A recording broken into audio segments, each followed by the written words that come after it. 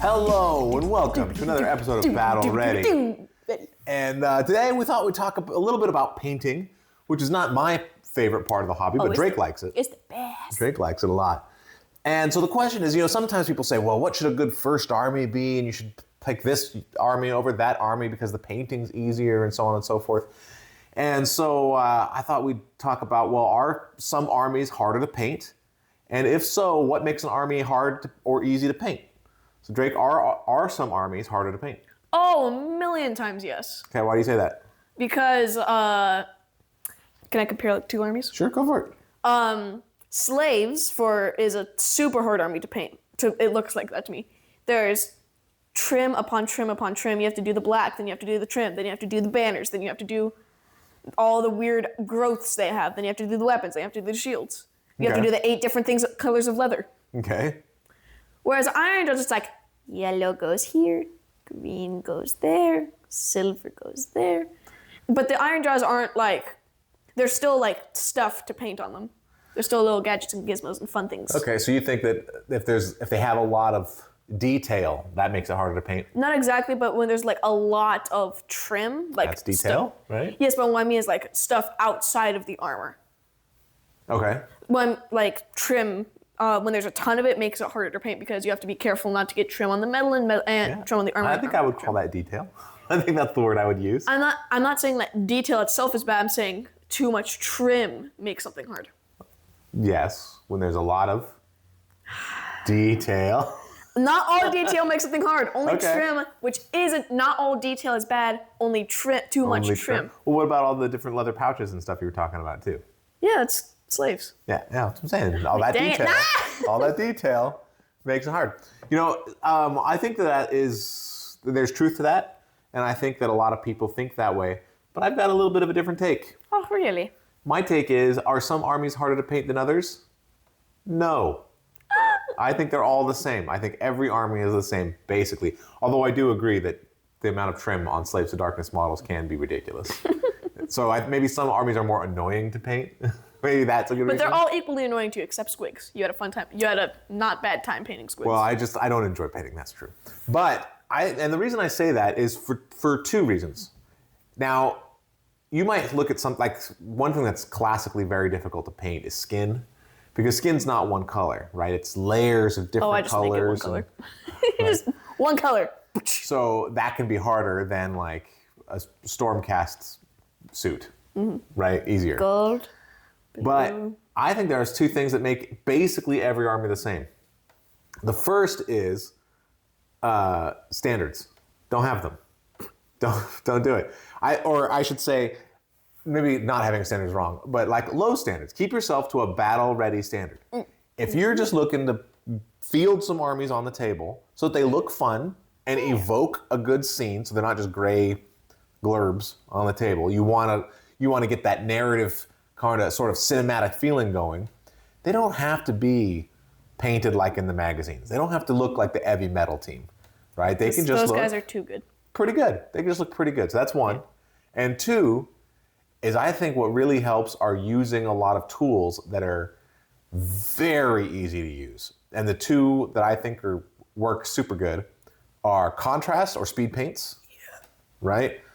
Just so much easier than classic paint. And dry brushing. And you put those two things together, the contrast or speed paints give you most of your color and shadow, and then a little bit of dry brushing on top, and you're done. And now if you want to take it further, you want to do some edge highlighting, you want to do some shading, you want to do some blending. I mean, you can do all kinds of stuff, right? But that's all in the sort of the nice to have category. And so some armies, if you want to get them to the nice to have, I agree, some armies are going to be harder, right? It's easier to paint sort of a glurby Nurgle with pus and monsters. Because any mistake you make looks like, oh, that's just where his wounds were or something. That might be a little bit different than like a Lumineth Realm Lord, which has to be, nothing has to be, but classically is very clean. Everything's very nice. There's no errors anywhere. And that, it's harder to paint that way, right? So I think that as long as you're having this, you're at the tabletop standard, not parade ready, right? tabletop standard, and you're willing to use some of the tools that are effective and easy. They're not cure-alls, right? They don't make every model look amazing, but they can make them look real good on the table. They can make them look battle ready. I think basically every army is the same. I think basically. I do agree though that having a lot of trim, that can be annoying because trim's not super fun, and it takes forever. Although none painting is super fun for me, but it does take forever to trim, and that makes it worse for me. But if you were going to train to get yourself to that next level, I do think there are some armies that are harder to paint than others.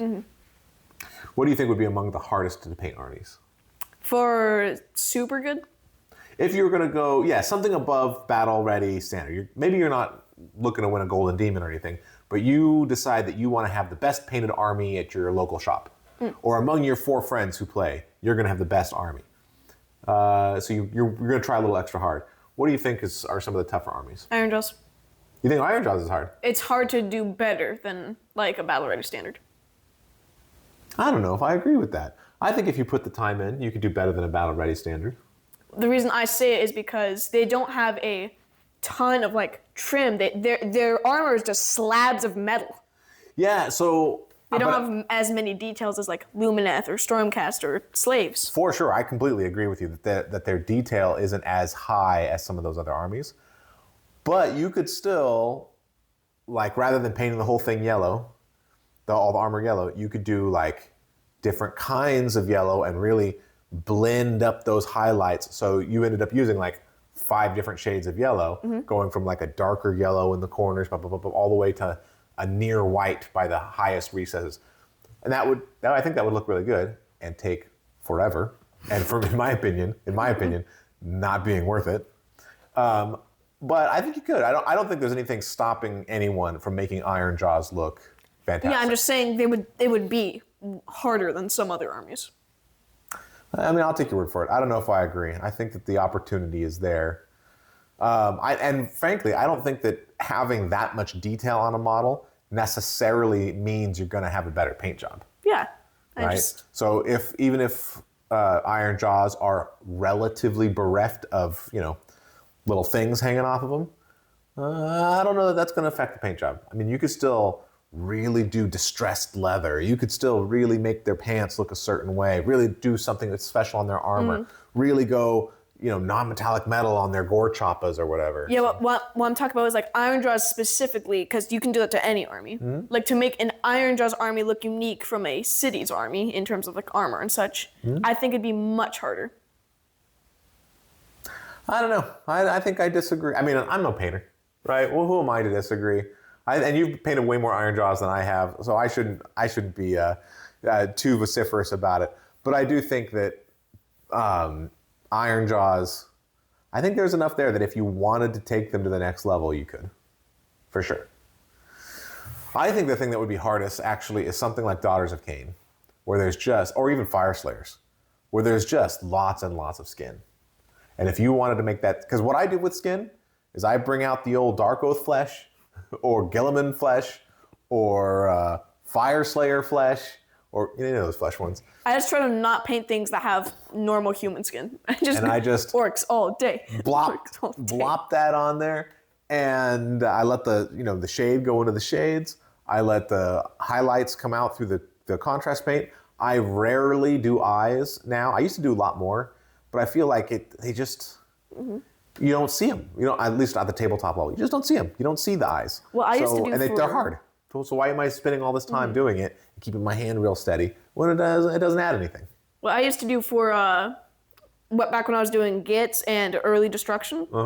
I would do like yellow dots on their eyes to.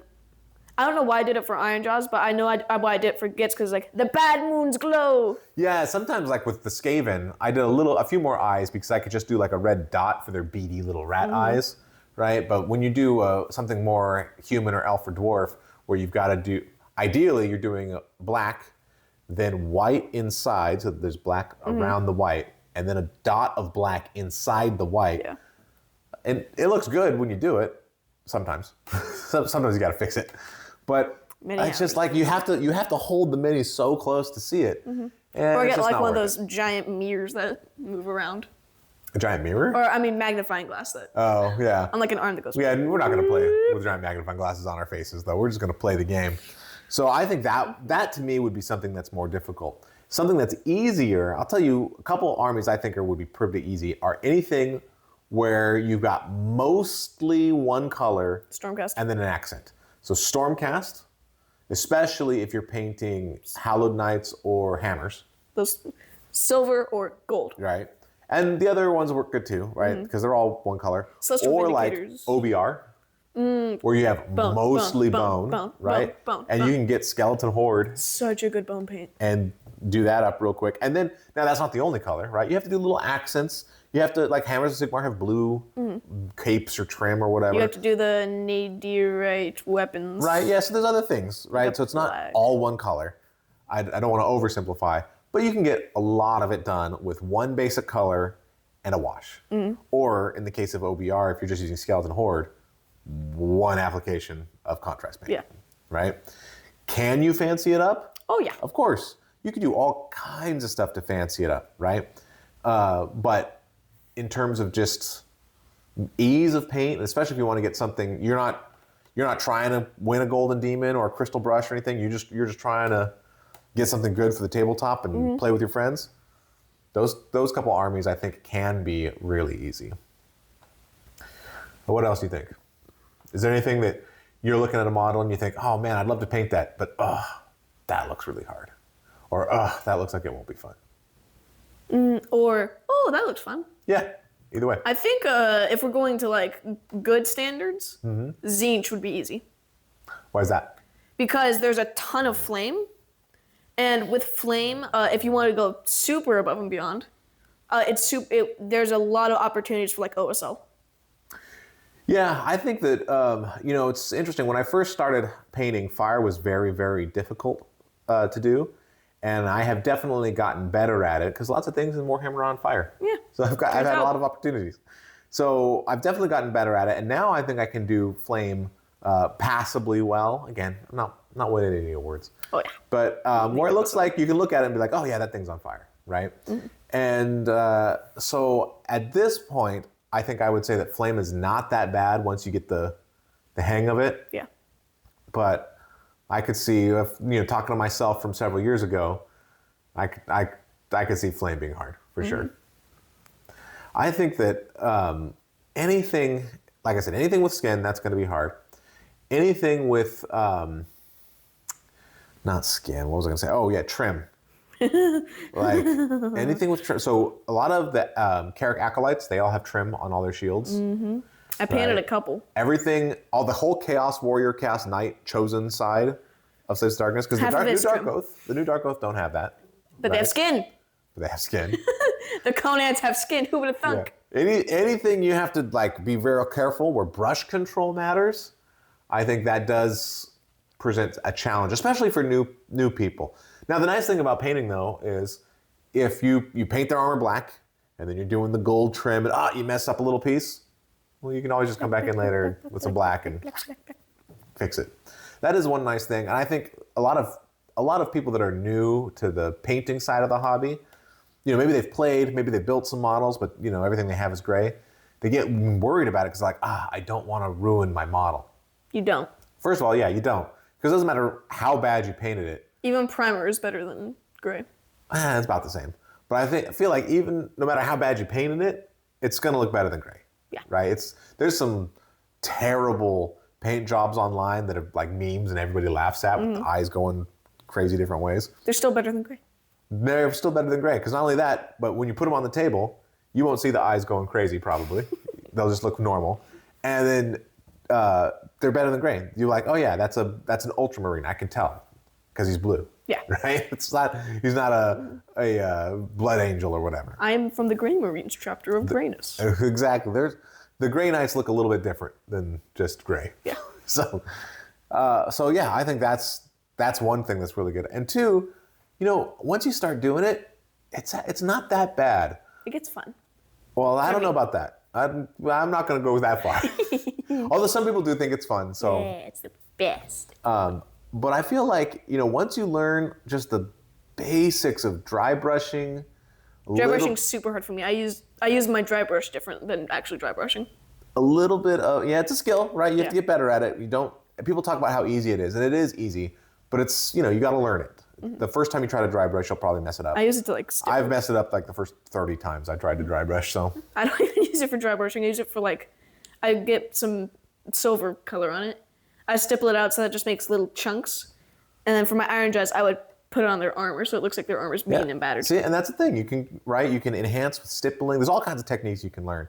But I think the basics, the sort of color wash or contrast, and then a dry brush highlight, that's going to take you so far. That's going to make your stuff look good on the table. It's not hard. And with a little bit of practice, you'll have battle-ready armies in no time. Yeah. Now, the other thing, when I was talking about having low standards, though, that sounds bad, low standards. It's not really low standards. It's appropriate standards. You're getting what you want out of it. But I think some people feel like, oh no, I must have the best. I know I can make this look better, and so I will for every clan rat in my 80 clan rats. Oh. It's like, yeah. No, 80 zombies, because that's what we actually zombies. have. We have 60 clan rats. And it's like, I don't know. I don't know if that's necessary. I don't know if that's what you want to do. That's a lot of wasted effort. Well, I shouldn't say wasted, but that is a lot of effort. And how much reward are you really getting from it? For clan rats, they're going to explode. Well, yeah, they're going to explode. And are they really spending a lot of time on the table? Are you even getting them to the table? By the time you get them to the table, will your list have changed? Yeah. And you're like, oh yeah, clan rats changed. suck now. Right? The additions changed. I don't even want to field these 60 clan rats I've just finished painting. All of them could have been Golden Demon. Yeah. You can't play with a single one. You don't want to. I mean, you could, but you just don't want to. So I think that keeping your aiming for the right target, right? Like if your goal is to win a competition, then yeah, spend forever on it. Oh yeah. But if your goal is to get cool models on the table and have a good time, aim for that, right? And frankly, with a little bit of practice, you're going to hit that every time, and it's not going to take forever. It still takes some time. Oh yeah. Painting still takes time, but it's not going to take forever. Any final thoughts on easy or hard armies? No, I think we covered all the things. Okay. So let us know in the comments below what you think. Are iron gels hard to paint, or am I completely wrong? If you're going to take them above and beyond. So wrong. You haven't painted a single orc. It feels wrong. It feels wrong. All right, let us know in the comments below what you think about painting, and especially if there are particular armies that you think are less or more difficult, and why. I look forward to looking at those. And this has been another episode of Battle Ready. Battle Ready Armies. Thanks so much for watching.